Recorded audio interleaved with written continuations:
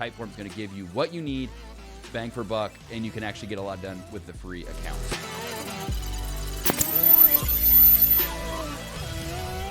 Welcome back to Startup UTV, where we talk about tools, tips, and marketing strategies, all to grow your business. All right, let's get into it. I found a tool called Typeform. I didn't just find it, I've known of it for a while, but I've recently really dug into it, and it's a phenomenal way to re-engage your audience on your email list, get deep dive insights about new products, new services, or even new businesses, have cancellation processes if you have a membership, get customer feedback. There's so many things you can do with Typeform. I'm going to show you the vast array of what they offer, and more importantly, some of the things you get for each tier, because a lot of these tools, they give you a little bit in the basic, the free version, but then when you actually start paying, like there's a huge jump, right? Like the free version only kind of gets you in the door.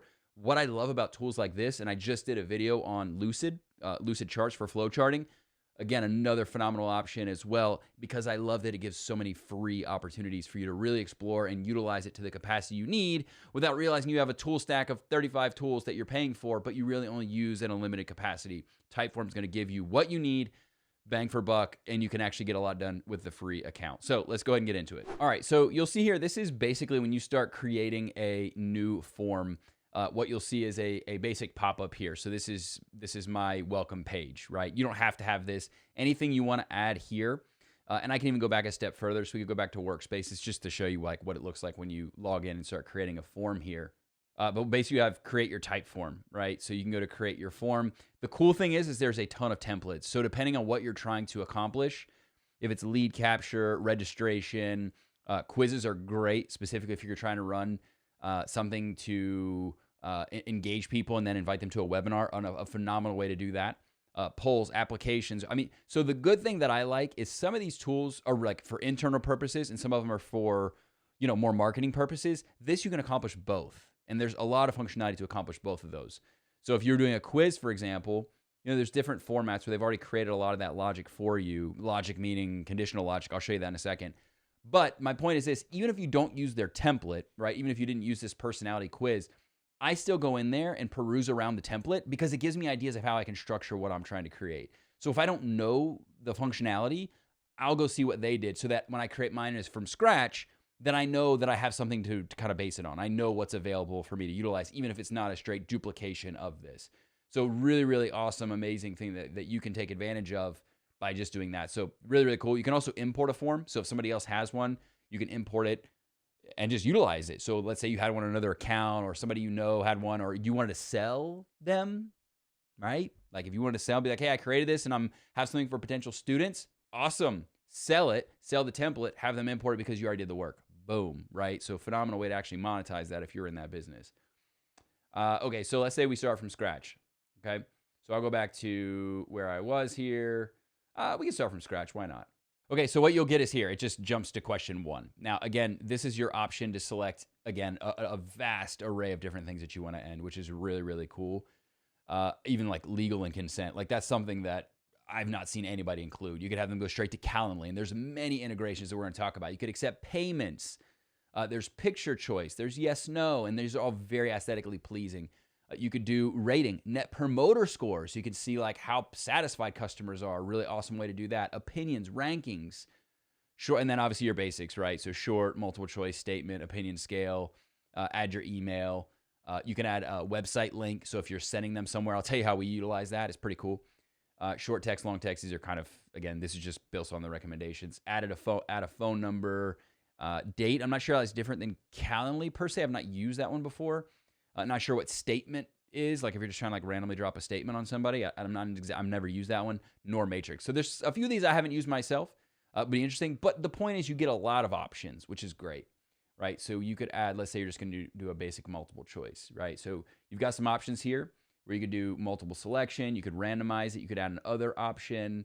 You could change the vertical alignment if you wanted to, right? So there's a lot of things you could do. Or you can add an image. Like if you want to add a picture, right? Like something that's representative of that question, you could do that as well. You can also make it required or not required. And then simply you could drag and drop. So if you want to change the order of that question, you don't have to do anything other than just drag and drop, which is really, really cool.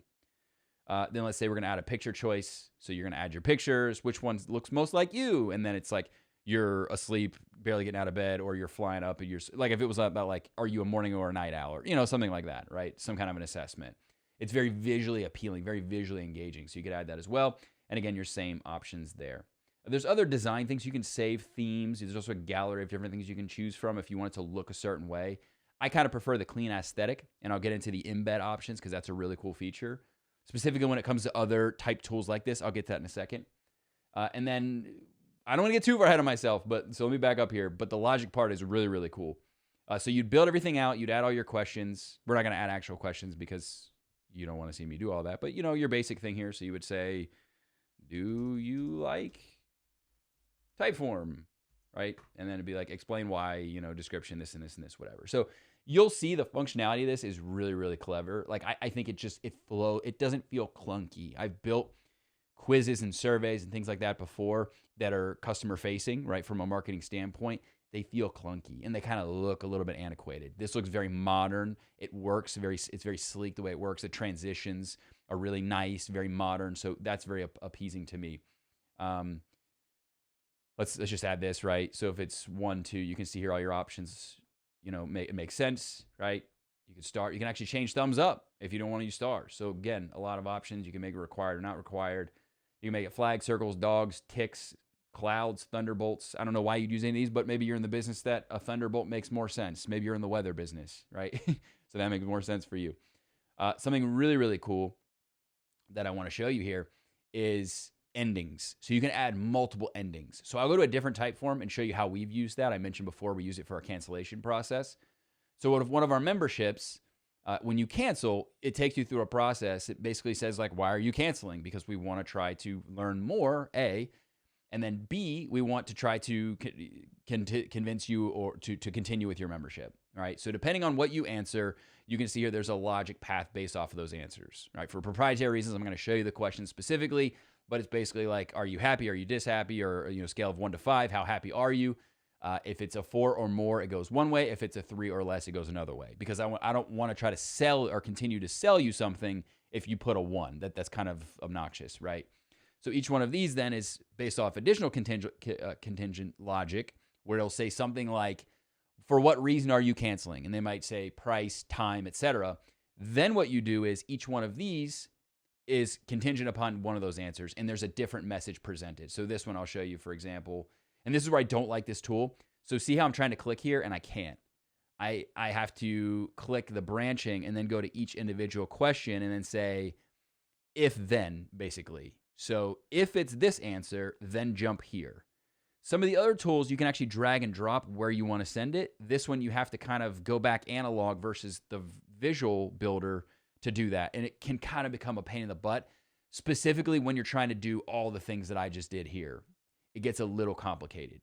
There is the ability to do scoring, which might be a little bit easier in some cases, where like if they answer one question, it is associated with a certain amount of points. And then a certain amount of points, like let's say, are you like burned out? And if they answer the cumulative score of over 10, then yes, they're burned out. If it's under 10, then no, they're not. So they wouldn't have all this branching.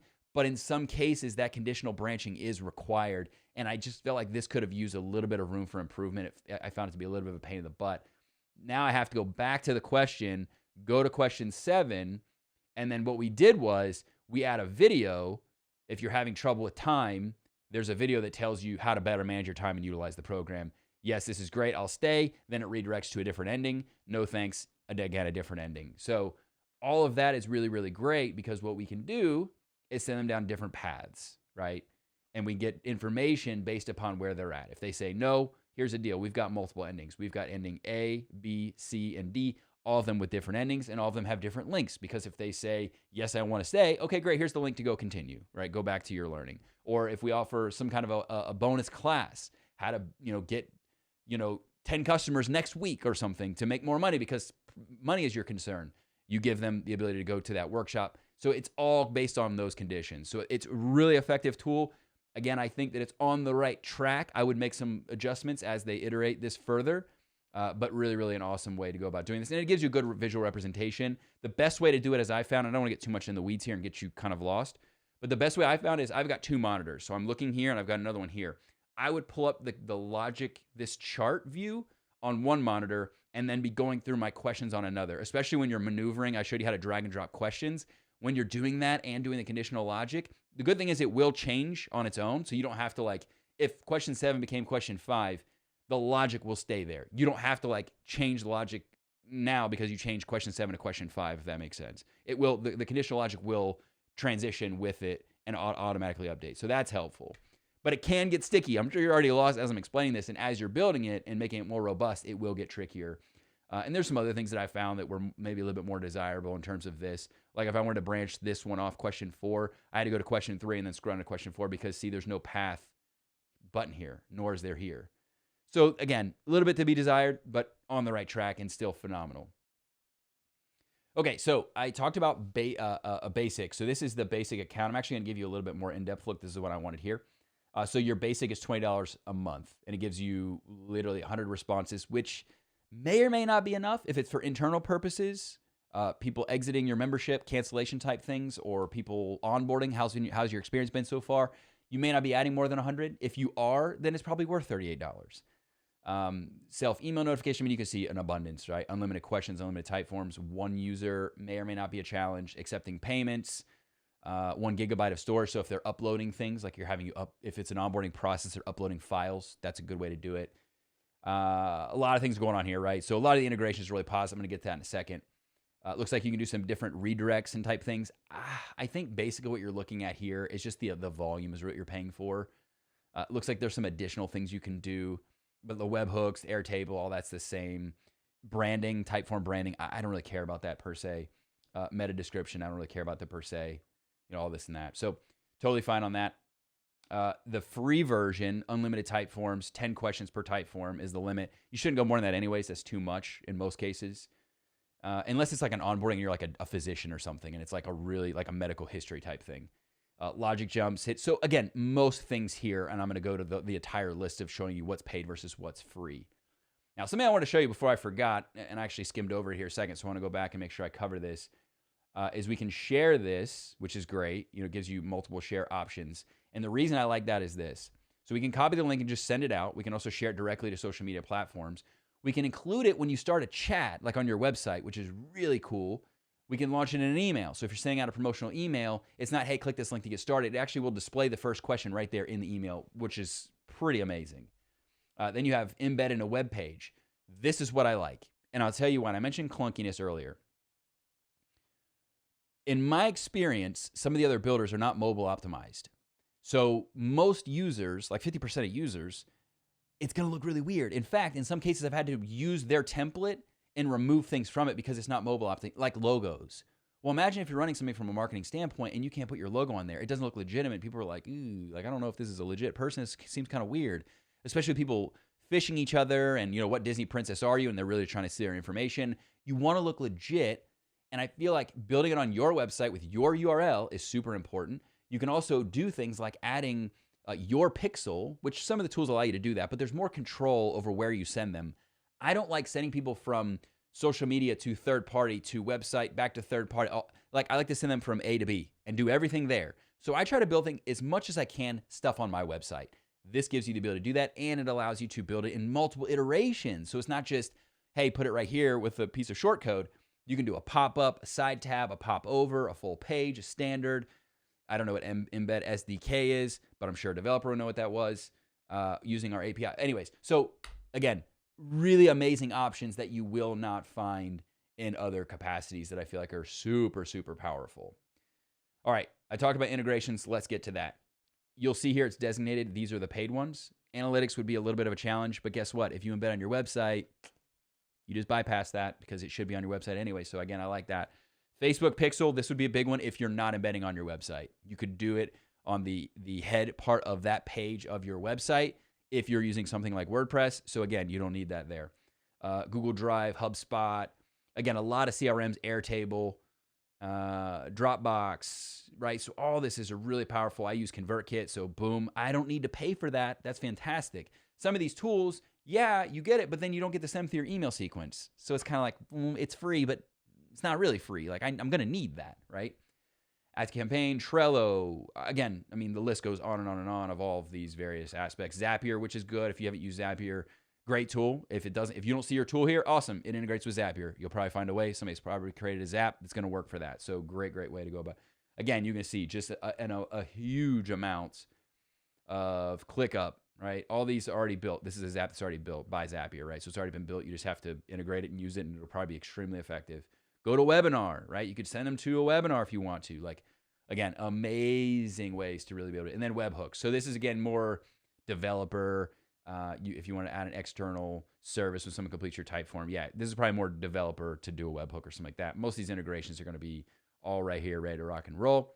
And then you've got your results page, which you won't see. This one's not published, but basically you'll be able to have statistics, overviews, devices, summaries, and then you'll have to upgrade your plan. I believe this is a part of the business plan to actually look at some of these statistics, meaning question drop-off rate. That isn't a big deal.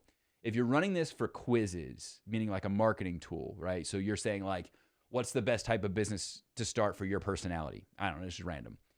You do want to see where they're dropping off, because if there's a question, let's say you only have a 60% completion rate and it needs to be more like 90% completion rate. If you're like just looking at it statistically from a conversion metric standpoint, top of bottom of funnel, you need about 90% completion, meaning by the time they start a question till they got to the end, they need to complete 90% of those questions. So if they're dropping off on question 3, you need to know that. If you don't have this just broad level analytics, you wouldn't have that. That's going to be a problem. But if you're running it for that, then it's worth paying for the business plan, because business is $58 a month.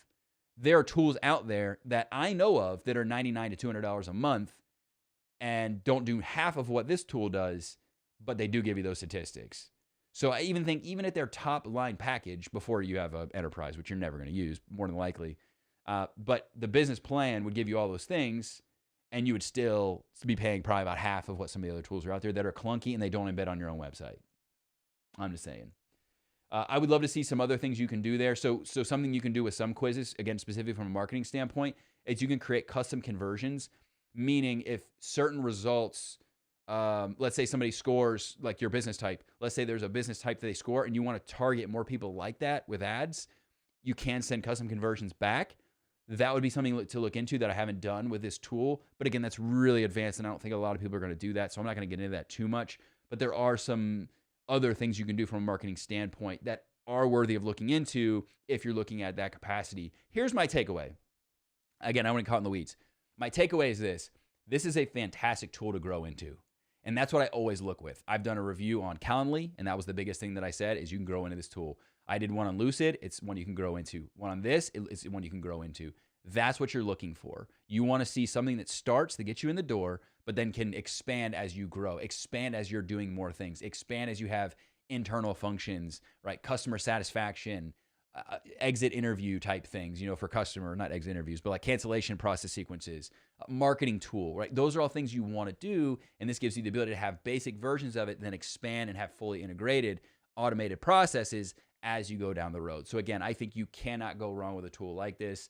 And I'm absolutely loving it, and I'm probably going to use it for everything from now on, henceforth. So I'll do more of an advanced one maybe down the road. But I hope you got a lot out of this video. Make sure to watch more videos like this for, again, business tips, tools, and marketing strategies. Don't forget to like, subscribe, and there are 3 ways, actually, before you go, that you can work with me further if you so want to do that.